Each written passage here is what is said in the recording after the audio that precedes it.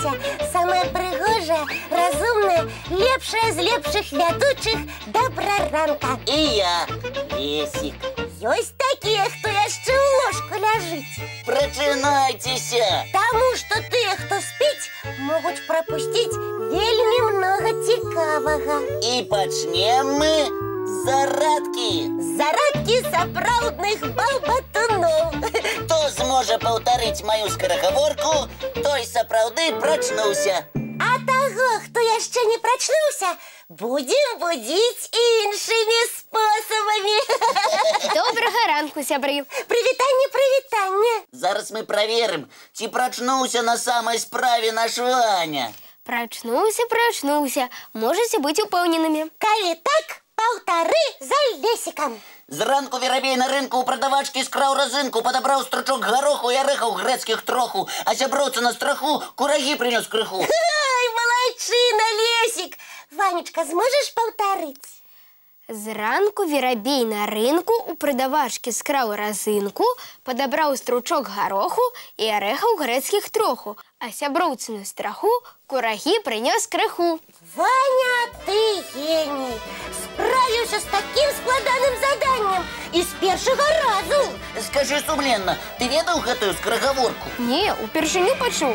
Проста наш Ванечка вельмі таленавіты. Я уважліва паслухаў Лесіка, настроіўся як след, і вось результат. І адразу відаць, што ўчора Ваня своечасова лёг спаць, таму сёння ён вельмі лёгка прачнуўся.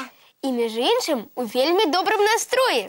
Зараз мы будзем глядзець мультфільм, а вось тым, хто яшчэ пазяхае, мы прапануем падчас яго зрабіць зарадку. А хто ўжо канчаткова прачнуўся і шмат чаго паспеў зрабіць, можа трошкі адпачыць на канапе.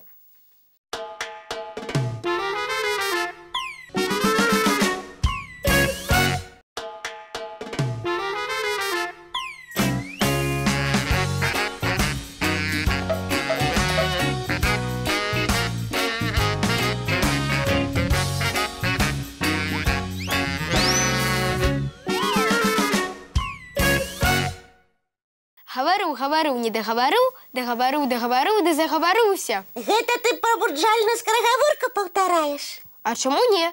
Я настроіўся на вельмі працоўны лад. Запрашаю і вас паўдзельнічаць у добрай разминцы для розуму. Ваня, ты загадваеш загадкі, а мы адгадваем. Давайте. І ўсе нашы гледачы таксама ўдзельнічаюць. Калі ўсе гатовыя, я пачынаю. Хто без секеры і без кліна на рацэ мост зрабіў? Ваня, а гэта зімовая загадка? Калі скажу, што так, гэта будзе падказкай. Зразумеў цябе, Ваня. І мой адказ – мароз. І ў мяне такі ж адказ. Мароз раку ў вялікі мост ператварыў. Яшчэ адну загадку паспрабуйце адгадаць? Давай. З неба ўпаў, усю зямлю як абрусам заслаў. Сябры, вы здагадаліся, пра што пытаецца Ваня? Самы зімовы адказ – гэта снег. Ух ты, прыгажосць! Дзіва. І апошняя загадка. Удзень шкло разбіта, а на ноч устаўлена. Што гэта?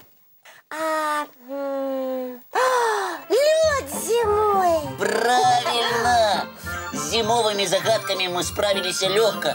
Цяпер можна і мультфільм паглядзець. Ага. Гэта будзе цудоўнай узнагародай за размінку для розуму.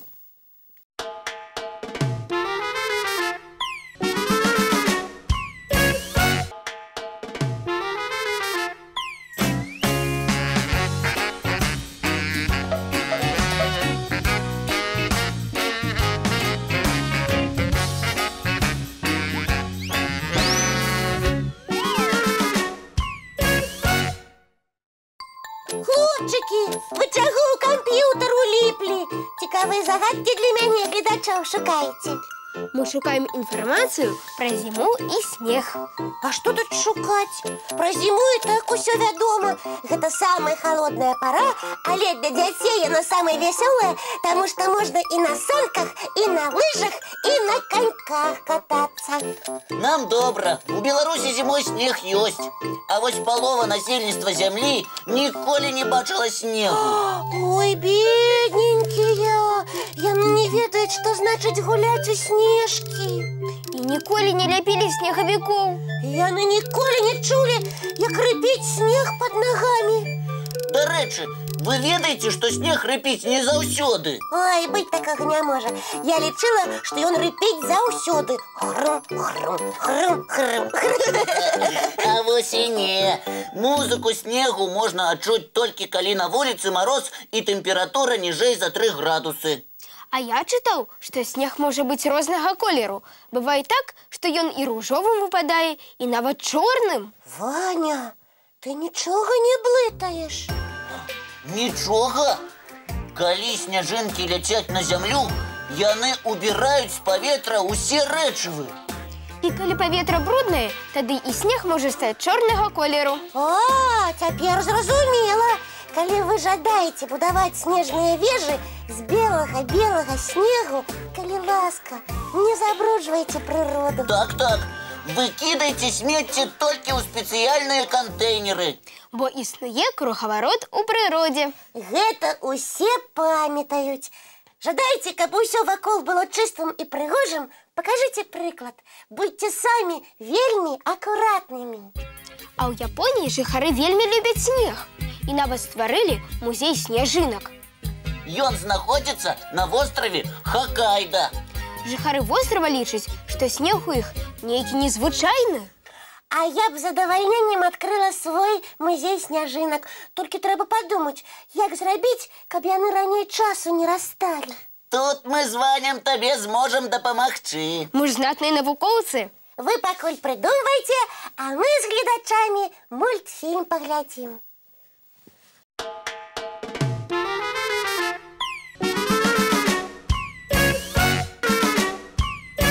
Ой, я на сняжынкі магу любавацца бясконца. А мы нашай Касі падказалі, як яе любімыя сняжынкі можна на выставе паказваць. Проста трэба іх намаляваць ці выразаць з паперы. Можна і сяброў сваіх да такой снежнай справы далучыць. А потым разглядаць, у якой сняжынкі малюнак больш складаны. А калі вы ўмееце вышываць, можна нават зімовую вышываную карціну стварыць. Адным словам, фантазіруйце.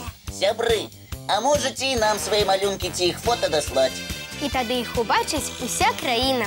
Адрес, куды лісты адпраўляць, памятаеце? Мы нагадаем. 220-807, город Минск, вуліца Макаёнка, 9, праграма «Добраранак».